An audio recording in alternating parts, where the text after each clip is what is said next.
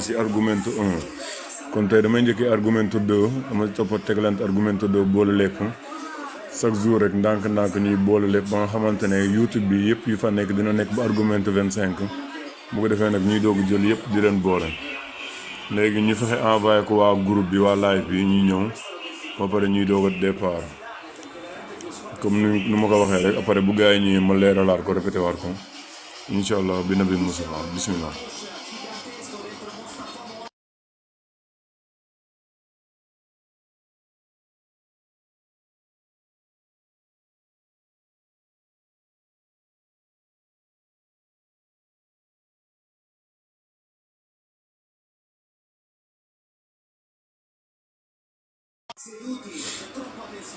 waaw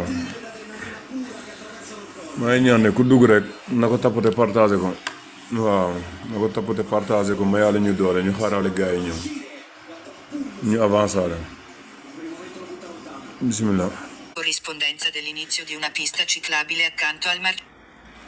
Il segnale raffigurato preannuncia un tratto di strada in cui è consentito sorpassare i motocicli, anche invadendo la corsia opposta. Il segnale raffigurato preannuncia un tratto di strada in cui è consentito sorpassare i motocicli, anche invadendo la corsia opposta. Il segnale raffigurato preannuncia un tratto di strada in cui è consentito sorpassare i motocicli, anche invadendo la corsia opposta. Il segnale raffigurato indica l'unica direzione consentita. Obbligatorio. È consentito spostare la segnaletica stradale,